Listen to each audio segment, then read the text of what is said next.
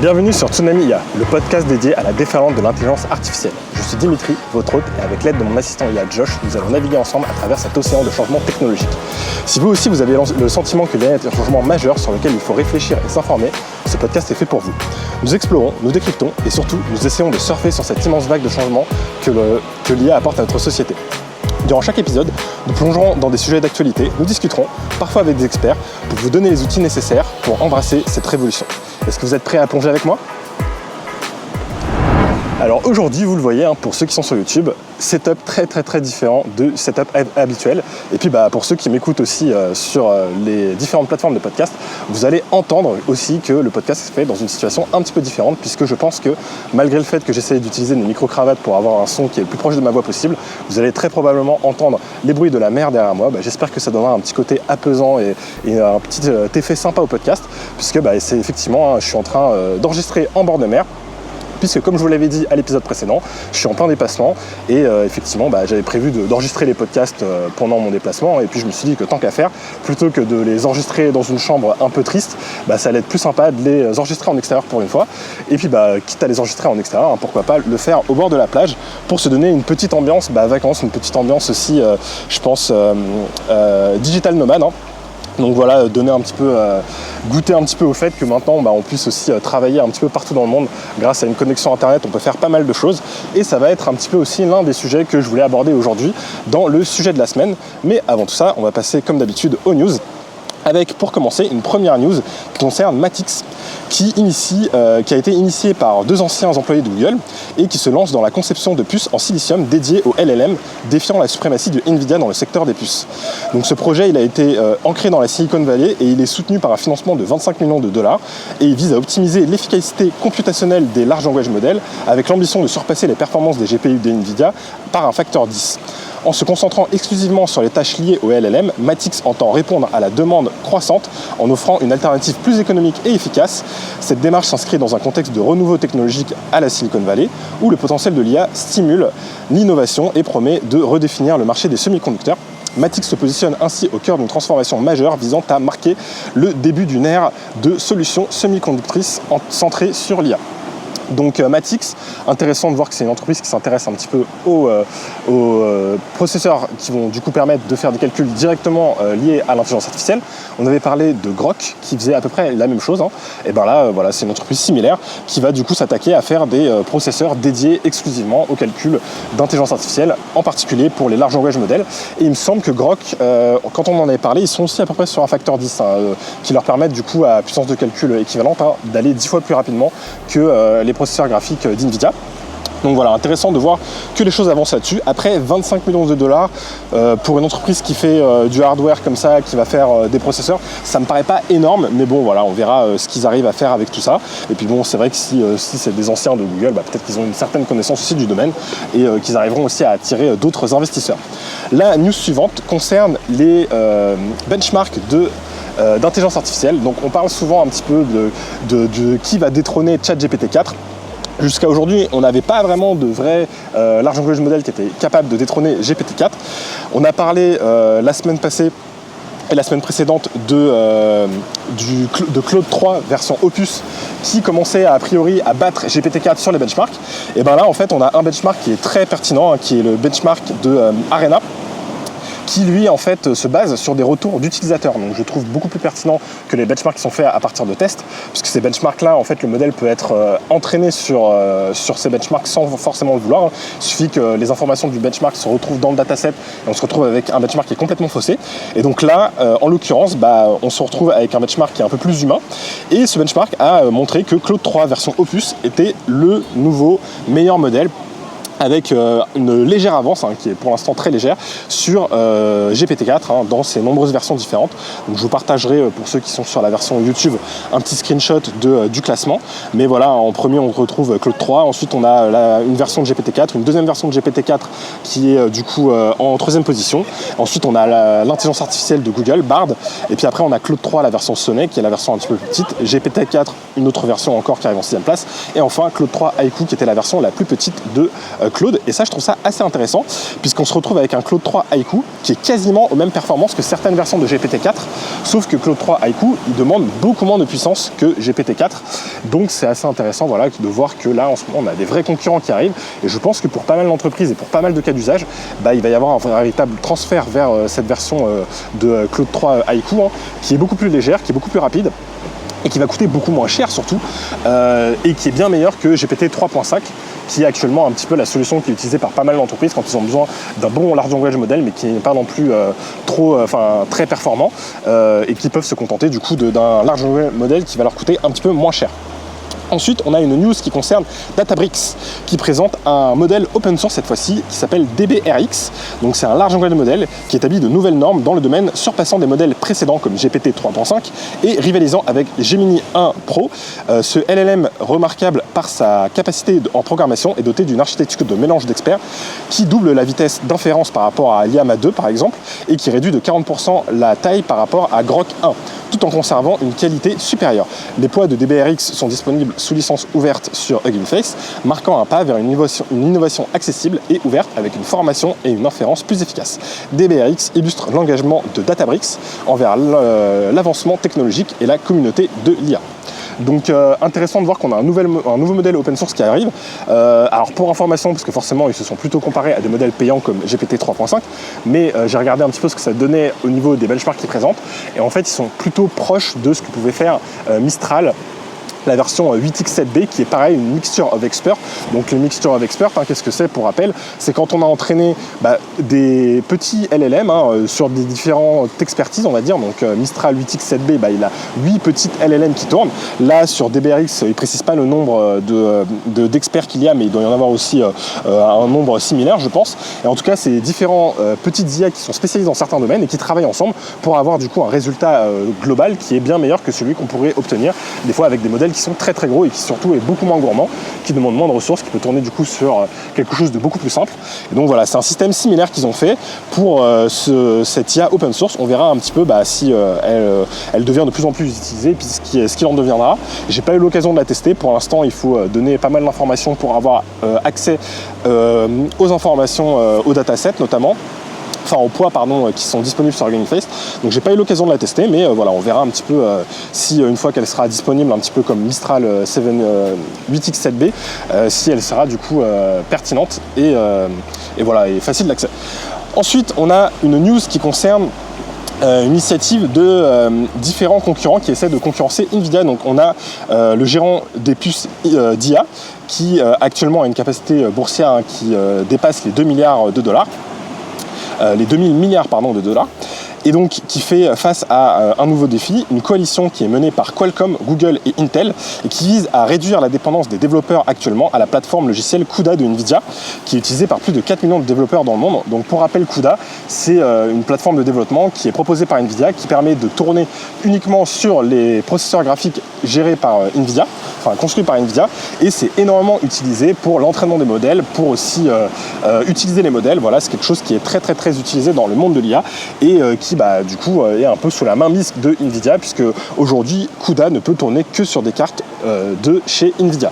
Et donc la stratégie que Qualcomm, Google et Intel sont en train de mettre en place, c'est d'utiliser le modèle One API de Intel, qui serait la pierre angulaire pour le l'UXL Foundation, qui est un projet qui vise à développer un ensemble d'outils logiciels open source. Ces outils seront compatibles avec différentes puces d'accélération IA, promouvant ainsi un environnement de développement plus ouvert pour l'IA. L'ambition du XL est de diversifier les options de programmation pour l'IA en rendant le code d'informatique indépendant du matériel sous-jacent. Ceci pourrait marquer un tournant réduisant l'emprise de Nvidia sur le marché et ouvrant la porte à une innovation plus large dans le secteur de l'IA. Donc voilà, on voit que Nvidia, il y a pas mal de personnes qui essaient de les concurrencer forcément. On a vu qu'ils ont pris énormément d'importance au cours de la dernière année. Aujourd'hui, voilà, beaucoup d'entreprises se basent sur le matériel d'Nvidia pour pouvoir continuer à faire avancer leurs intelligences artificielles. Et donc, je ne suis pas étonné qu'il y ait pas mal de concurrence sur ce sujet. Le sujet suivant va concerner Neuralink. Donc Neuralink, dont on avait déjà un petit peu parlé auparavant, qui est l'une des entreprises de Elon Musk et qui a dévoilé une avancée significative avec un paralysé qui s'appelle Nolan Orbog, qui a été paralysé suite à un accident et qui peut désormais jouer aux échecs en ligne en utilisant un implant cérébral de Neuralink pour contrôler un curseur d'ordinateur par la pensée. Il a été implanté en janvier et Arbot, il a rapidement récupéré sans effet secondaire cognitif après cette opération. Et bien que cette prouesse souligne le potentiel des interfaces cerveau-machine, des experts comme Kip Ludwig rappellent que la technologie en est encore à ses premiers jours. Des défis réglementaires notamment et techniques persistent, notamment des problèmes de conformité révélés par la Food and Drugs Administration aux États-Unis. Et chez Neuralink, malgré cela, cette avancée représente un espoir pour les personnes aux capacités motrices limitées. Et effectivement, c'est hyper pertinent. Neuralink, ils vendent un petit peu leur future interface cerveau-machine qui, je pense, va quand même arriver dans potentiellement très très longtemps et qui peut-être n'arrivera jamais, puisque ça présente quand même un risque chirurgical. À chaque fois, on se fait repérer pour se faire implémenter cet implant. Et puis, je ne suis pas sûr que tout le monde ait envie d'avoir un implant dans la tête. Mais par contre, dans les cas où on a des personnes qui sont handicapées, comme là, c'est hyper pertinent d'avoir ce genre de système. Et donc là, la personne en question ne pouvait plus bouger ses bras, ne pouvait plus bouger ses jambes. Et donc, grâce à cet implant, elle est capable de bouger un curseur de souris, ce qui lui permet de jouer aux échecs en ligne, mais aussi du coup de se servir d'un ordinateur. Donc, c'est très intéressant.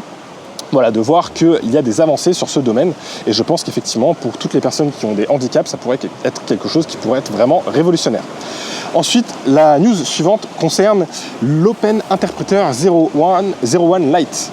Donc qu'est-ce que c'est que l'Open Interpreter 01 Lite? C'est un dispositif d'IA de taille réduite qui transforme la façon dont vous interagissez avec votre ordinateur.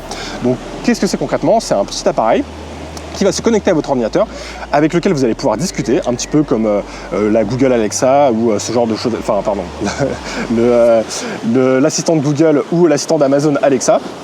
Et j'ai oublié comment il s'appelait l'assistant de Google, mais enfin bref, ça va vous permettre du coup de discuter directement avec un assistant en langage naturel. Et lui, il va pouvoir du coup vous répondre, mais il va vous répondre en fait en se connectant à votre ordinateur chez vous, ou à un serveur, et pouvoir faire des tas d'actions. Vous allez pouvoir l'entraîner, vous allez pouvoir lui expliquer comment faire certaines actions. Donc voilà, c'est encore en cours de développement. Ce qui est intéressant, c'est que c'est une initiative qui est open source. Donc on pourrait voir, elle pourrait potentiellement du coup rassembler une bonne communauté et évoluer et donc du coup permettre de faire pas mal de choses dans le futur. Donc on verra un petit peu comment cette initiative évoluera. En tout cas, si vous allez sur le site internet du coup de Interpreter 01 Lite, vous pouvez déjà précommander l'appareil qu'ils vont proposer, et vous pouvez aussi tout simplement aller sur leur GitHub pour récupérer tout le matériel, la liste de matériel, si vous voulez fabriquer le vôtre pour pouvoir tester ceci. Ensuite, petite news suivante qui concerne les rappeurs Big Flo et Oli, qui ont généré leur dernier clip à l'aide d'une IA. Et donc, je vous mettrai quelques images pour ceux qui regardent sur YouTube. Je trouve ça assez intéressant de voir que l'intelligence artificielle intéresse tout le monde, y compris les artistes. On avait parlé dans un podcast précédent de Madonna qui voulait justement ajouter des visuels réalisés avec Runaway, l'intelligence artificielle qui vous permet de faire de la vidéo. Et bon, là, on a quelque chose d'un petit peu similaire, puisqu'on a ces deux artistes qui ont décidé de faire leur clip entièrement avec des images qui ont été générées avec, je pense, Stable Diffusion, ou Stable Video Diffusion plutôt. Mais voilà, ce n'est qu'une supposition, mais vu le rendu, je pense que c'est ça, puisque les images n'ont pas vraiment de consistance, et c'est les soucis généralement qu'on voit apparaître avec Stable Video Diffusion. Mais en même temps, ça donne un effet un petit peu rêve, un effet un petit peu psychédélique, donc ça donne un effet assez intéressant. Voilà, je vous laisserai regarder les images. Forcément, ça a fait aussi débat, puisque beaucoup de personnes pensent que ça peut être le signe d'un certain remplacement, et que peut-être que certains métiers créatifs pourraient disparaître avec l'arrivée de ces intelligences artificielles. Et effectivement, c'est un risque. D'ailleurs, on pourrait en faire peut-être un sujet d'épisode pour une prochaine fois, ça pourrait être intéressant. Mais moi, je pense que comme quand les ordinateurs sont arrivés, les micro-ordinateurs, ou comme quand Internet est arrivé, il y a effectivement des métiers qui ont disparu, mais il y a aussi énormément de métiers qui sont apparus en même temps. Et donc je pense que tout ça, c'est un changement qu'il faut réussir à accepter, qu'il faut un petit peu surfer sur la vague. C'est un petit peu le dicton du podcast, et que effectivement, même si ça apporte des changements, il y aura aussi énormément de nouvelles choses à faire, et ça va permettre de donner aussi tout un accès à pas mal de personnes à des choses qui étaient compliquées à faire. C'était quand même faire un clip à une certaine époque, c'était quand même assez compliqué. Il fallait une caméra, etc. et pas mal de matériel. Et donc là maintenant, peut-être qu'avec une simple IA, vous allez pouvoir réaliser vos propres clips vidéo. Ensuite, la prochaine news concerne OpenAI, qui nous reparle de Sora, et qui nous a fait un petit article pour rediscuter un petit peu de ce qui est possible avec Sora. Et je vous recommande d'aller faire un tour sur leur site internet. Ils ont mis en fait Sora dans les mains de pas mal d'artistes pour un petit peu voir ce que certains artistes étaient capables de faire avec le modèle. Et notamment, il y a un collectif qui s'appelle Shy Kids, qui viennent de Toronto, qui ont fait un court-métrage qui s'appelle Hairhead, où on a un personnage qui a une tête qui a été remplacée par un ballon.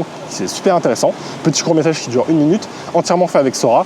Honnêtement, vous pouvez le montrer à des personnes qui ne sont pas au courant de la technologie qu'il y a derrière. Je pense qu'ils se diront, ah bah oui, ça doit être des effets spéciaux. Ils n'auront aucune idée que c'est quelque chose qui est réalisé avec une intelligence artificielle, tellement que le rendu est bon.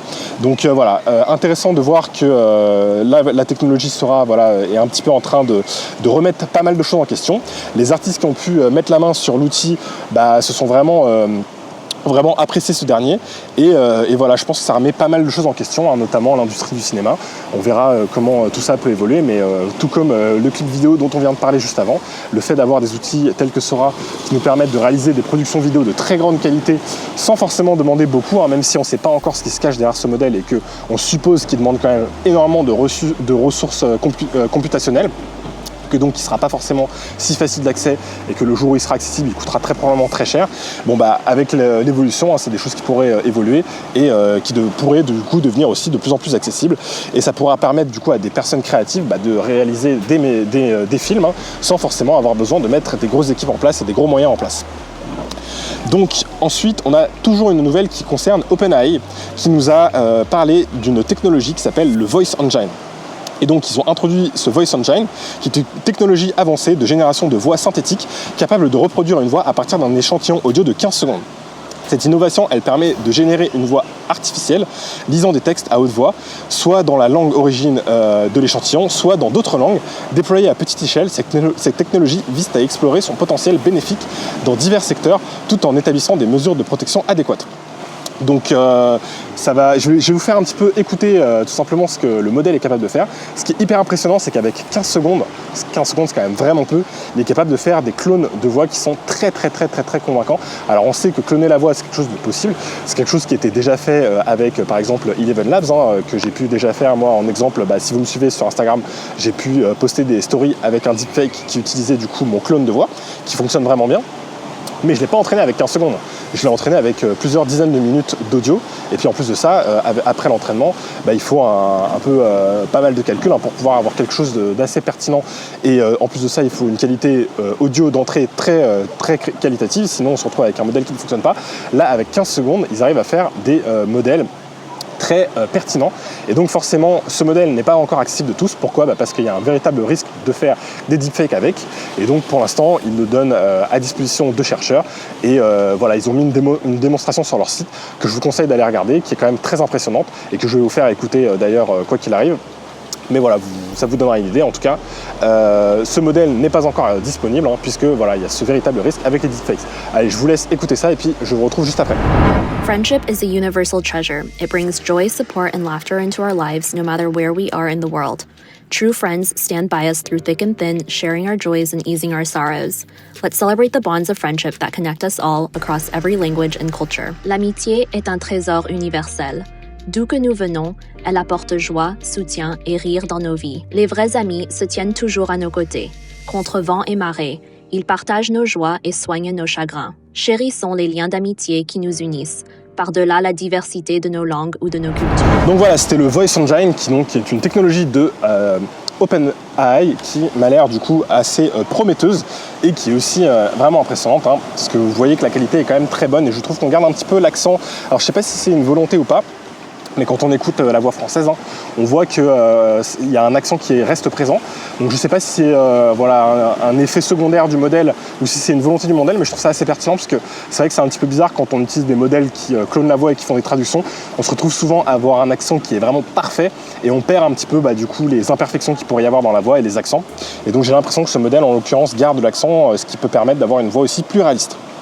Ensuite, on a une news qui concerne des deepfakes, avec plusieurs femmes qui ont récemment été ciblées par des publicités frauduleuses sur les réseaux sociaux, utilisant sans leur consentement leur visage et leur voix pour promouvoir divers produits ou idéologies.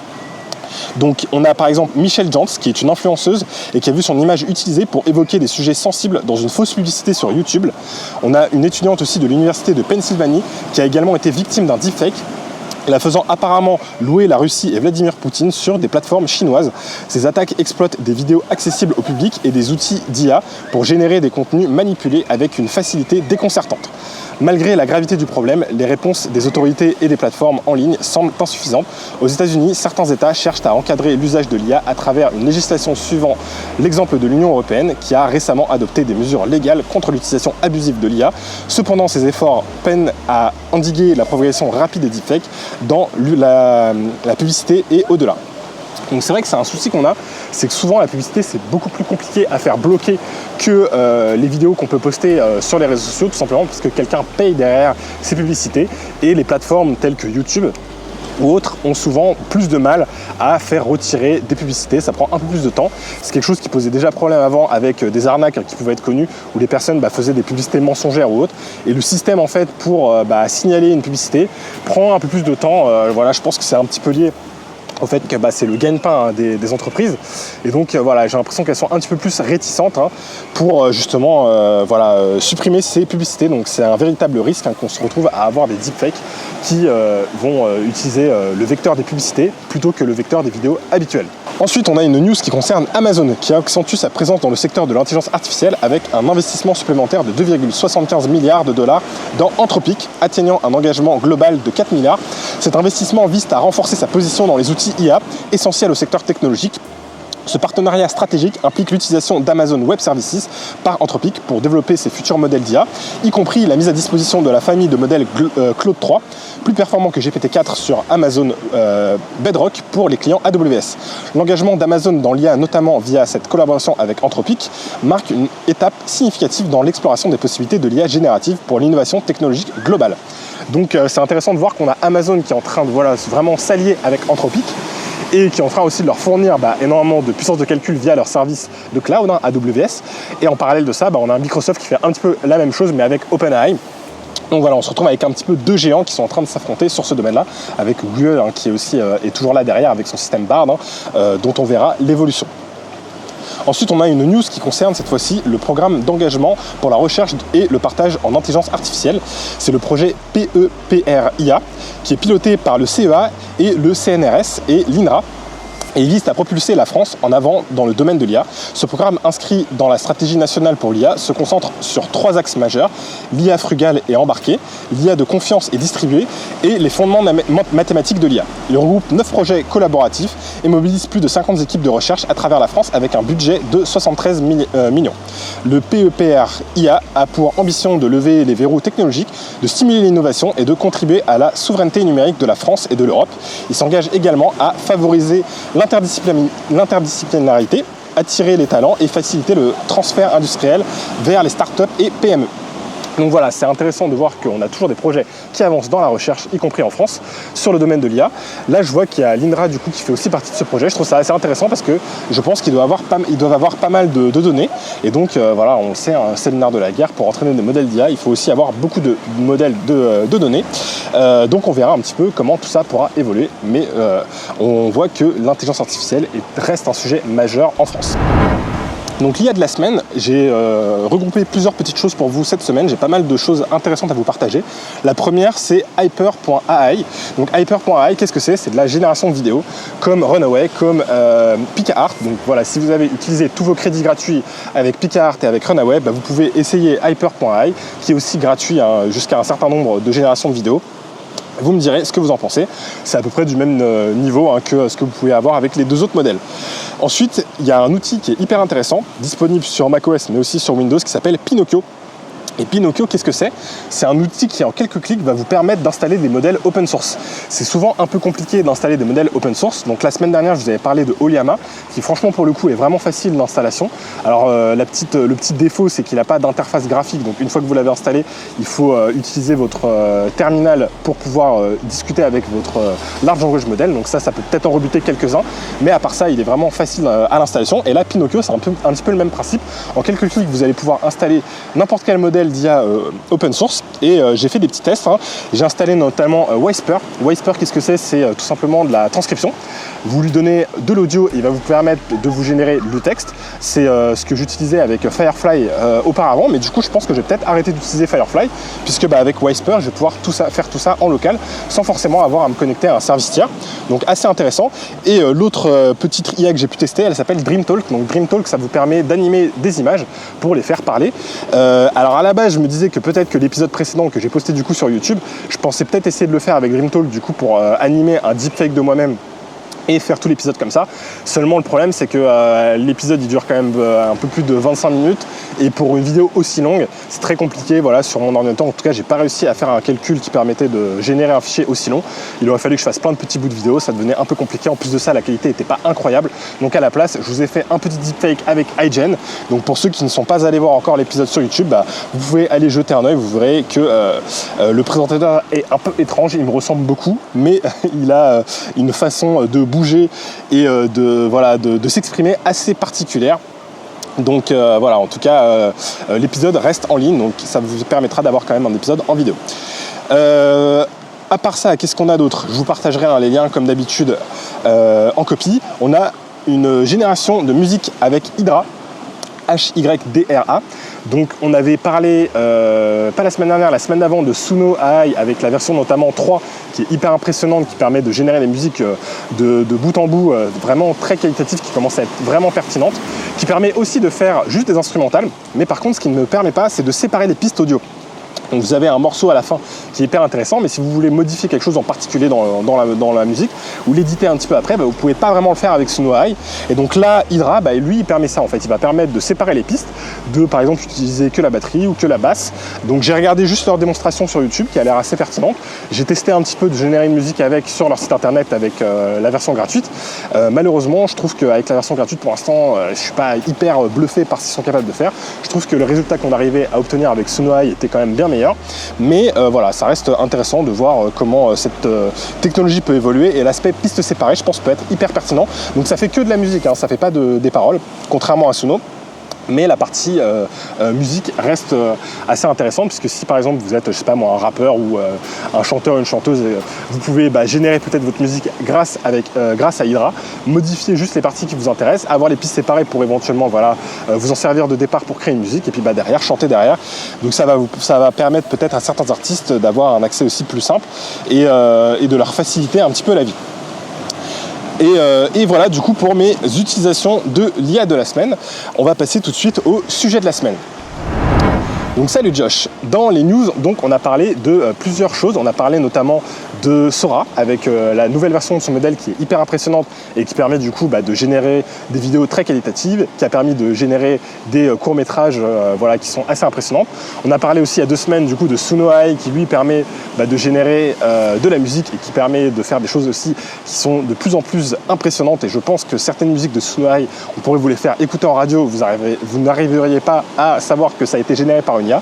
Donc voilà, on se rend compte que l'IA permet de faire de plus en plus de choses, l'IA générative permet de faire des choses vraiment incroyables, et donc je me demande si avec l'accès qu'on a aujourd'hui à l'IA générative, est-ce que ça va pas un peu permettre d'être une sorte de grand égalisateur en fait? Est-ce que ça va pas permettre d'avoir beaucoup plus d'accès à des compétences qui autrefois étaient très difficiles d'accès?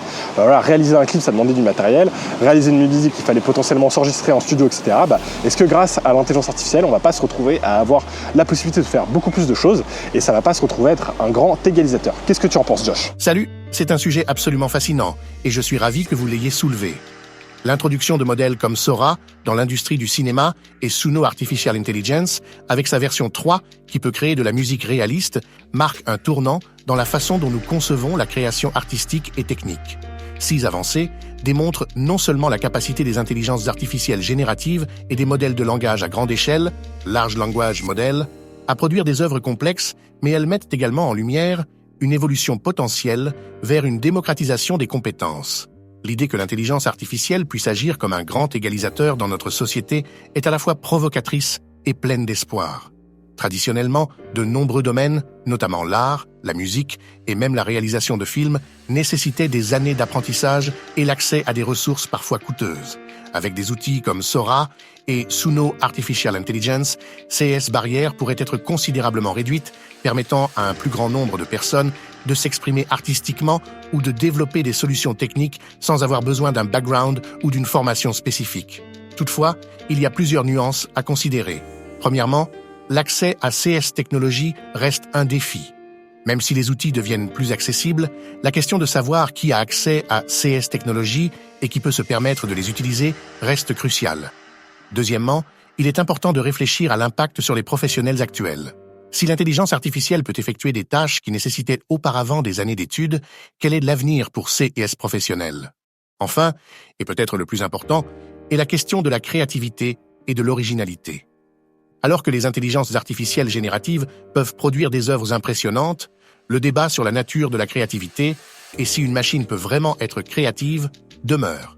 En conclusion, bien que l'intelligence artificielle ait le potentiel d'agir comme un grand égalisateur en rendant l'accès à certaines compétences plus démocratiques, il est crucial de naviguer dans ce nouveau paysage avec prudence, en prenant en compte à la fois les opportunités incroyables qu'elle offre et les défis significatifs qu'elle pose. Qu'en pensez-vous ? Donc moi je pense que quand même les experts vont quand même être très difficiles à remplacer. Quand on a des gens qui ont une très grande expertise, aujourd'hui voilà, c'est compliqué de dire qu'une intelligence artificielle générative va pouvoir par exemple avoir un meilleur niveau qu'un graphiste qui a un très très grand niveau d'expertise ou voilà, ce qu'on peut faire avec Sora aujourd'hui, c'est pas ce qu'on est capable de faire avec une grande production hollywoodienne. Donc je pense que vraiment l'aspect vraiment expertise de pointe, c'est pas ce qui va forcément être transformé dans un premier temps, mais par contre on a vraiment la possibilité que entre guillemets monsieur tout le monde puisse avoir un très bon niveau, qui n'est pas le niveau expert, mais qui est déjà un très bon niveau de compétence. Et donc ça, moi j'ai l'impression que ça va vraiment apporter un changement de paradigme dans notre société. Et c'est sur ce point-là aussi que j'aimerais que tu nous fasses un retour, Josh. Votre observation est très pertinente. L'intelligence artificielle, en effet, permet d'atteindre un niveau de compétence dans de nombreux domaines qui, bien que n'égalant pas celui d'un expert, est suffisamment élevé pour accomplir une grande variété de tâches. Ce changement de paradigme pourrait avoir plusieurs implications majeures pour la société.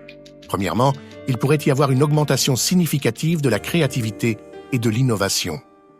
Les individus et les entreprises auront accès à des outils qui leur permettront d'expérimenter et de créer dans des domaines auparavant inaccessibles en raison de barrières de compétences ou de coûts. Cela pourrait conduire à une diversification sans précédent des produits, des services et des œuvres d'art disponibles. Deuxièmement, l'éducation et la formation pourraient connaître une transformation radicale. L'apprentissage pourrait devenir plus personnalisé et adapté aux besoins individuels, permettant aux étudiants de développer des compétences pratiques en interaction avec des systèmes d'intelligence artificielle. De plus, l'accès démocratisé à des outils avancés pourrait réduire la nécessité d'une formation longue et coûteuse dans certains domaines, rééquilibrant ainsi les opportunités de carrière et d'éducation. Troisièmement, le marché du travail pourrait se transformer. Les tâches routinières ou celles nécessitant un niveau de compétence intermédiaire pourraient être de plus en plus automatisées, déplaçant la demande vers des compétences humaines uniques telles que la pensée critique, la créativité et l'empathie. Ceci, à son tour, pourrait encourager une restructuration des rôles professionnels et des industries, mettant davantage l'accent sur l'interaction humaine et l'innovation. Cependant, ce changement de paradigme soulève également des questions importantes sur l'équité et l'accès. Alors que les outils d'intelligence artificielle deviennent plus puissants et accessibles, il est crucial de veiller à ce que les avantages qu'ils apportent soient largement répartis et ne contribuent pas à accroître les inégalités existantes.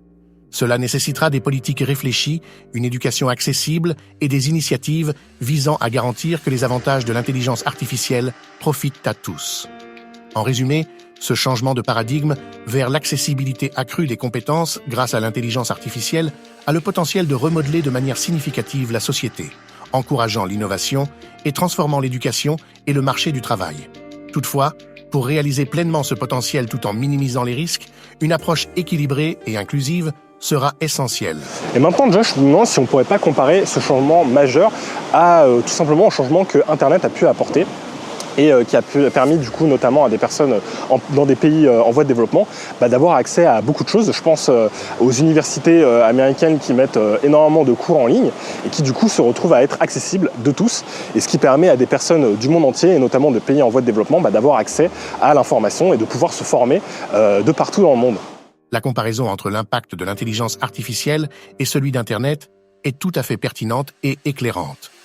Dans les deux CA, nous assistons à une révolution technologique qui transforme la façon dont les informations sont accessibles et qui a le potentiel de réduire les inégalités en offrant des opportunités auparavant limitées à un groupe restreint de personnes ou d'organisations.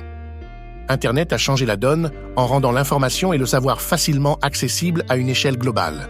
Des personnes vivant dans des pays en voie de développement ont désormais accès, via Internet, à des ressources éducatives de premier ordre, tels que les cours en ligne ouverts et massifs, MOOC, proposés par certaines des meilleures universités du monde. Cela a permis à des individus de poursuivre leur éducation, d'acquérir de nouvelles compétences et d'améliorer leurs perspectives d'emploi sans les contraintes géographiques ou financières traditionnellement associées à un enseignement de haute qualité. De manière similaire, l'intelligence artificielle est en train de devenir un outil puissant qui peut démocratiser l'accès à des compétences et des connaissances avancées. En permettant à des personnes sans formation spécialisée d'accomplir des tâches qui nécessitaient auparavant une expertise approfondie, l'IA peut réduire les barrières à l'entrée dans de nombreux domaines. De plus, l'intelligence artificielle peut personnaliser l'apprentissage et l'accès à l'information, adaptant les ressources éducatives aux besoins et au rythme de chaque individu, ce qui pourrait transformer l'éducation de manière aussi profonde qu'Internet l'a fait. Cependant, tout comme avec Internet, il y a des défis à surmonter pour garantir que les avantages de l'intelligence artificielle soient équitablement distribués. Les problématiques d'accès à la technologie, de connectivité, de compétences numériques et les disparités socio-économiques peuvent limiter les bénéfices de l'IA pour certains groupes. Il est crucial d'aborder ces questions pour éviter d'élargir le fossé numérique et les inégalités existantes. En conclusion, l'intelligence artificielle, tout comme Internet, a le potentiel de servir de grand égalisateur en offrant des opportunités éducatives et professionnelles sans précédent à une large partie de la population mondiale, y compris dans les pays en voie de développement. Néanmoins, réaliser ce potentiel nécessite un engagement actif pour garantir l'accès inclusif et équitable à ces technologies. Alors c'est vrai, comme Josh le dit, c'est pas parce que l'intelligence artificielle est en train de nous permettre de faire beaucoup de choses qu'elle va être accessible de tous. Ça reste quand même quelque chose qui demande un minimum un accès à Internet, un ordinateur. On se rend compte aussi qu'il faut souvent énormément de puissance de calcul. C'est pour ça que c'est intéressant de voir qu'il y a des modèles open source qui apparaissent de plus en plus et qui sont des fois moins gourmands. Parce que les gros modèles, eux, ils vont continuer à demander beaucoup de ressources. Ils vont du coup demander à être financés. Donc il faut des abonnements, etc. Donc c'est pas forcément encore accessible de tous. Même si pour nous aujourd'hui c'est quelque chose qui est relativement accessible, c'est pas quelque chose qui est encore accessible du monde entier. Donc voilà, il faut quand même garder ce point-là en tête. Mais voilà, je voulais vraiment voir ce sujet avec vous, parce que moi j'ai vraiment cette sensation en tout cas, que tout comme Internet a permis à beaucoup de personnes du monde entier d'avoir l'accès à une connaissance quasi illimitée, avec l'intelligence artificielle, on va pouvoir avoir accès à une compétence quasi illimitée entre guillemets. On va en tout cas pouvoir avoir accès à de la génération d'images, de la génération de sons, tout un tas de choses. Et toutes ces choses-là vont pouvoir être accessibles un petit peu du monde entier, ce qui va pouvoir changer pas mal de choses. Et on l'a vu avec l'arrivée d'Internet, on a eu l'arrivée des digital nomades. C'est aussi un petit peu pour ça que je voulais m'enregistrer en extérieur. Là, je donne un petit peu ce feeling, on va dire, digital nomade, où on peut s'enregistrer de n'importe où, lancer une activité depuis n'importe où dans le monde entier. Et je pense qu'avec l'intelligence artificielle, c'est quelque chose qui va être encore décuplé. Et effectivement, avec une simple connexion Internet, un ordinateur, on va pouvoir faire énormément de choses. Et c'est d'ailleurs, il me semble, Sam Altman qui avait dit que peut-être que l'intelligence artificielle allait permettre les premières sociétés d'entrepreneurs solo qui serait valorisé à plus d'1 milliard de dollars. Donc effectivement, c'est peut-être aussi quelque chose qui va être possible, et quelqu'un qui aurait une très bonne maîtrise de l'intelligence artificielle pourrait peut-être seul réussir à faire quelque chose de très gros grâce à l'aide justement de différents modèles d'intelligence artificielle, et ça pourrait vraiment décupler la puissance de travail de chacun. Donc voilà, je vous laisse réfléchir sur ce sujet, me faire vos retours. J'espère que pour ceux qui écoutent le podcast, le bruit de la mer ne vous a pas trop dérangé.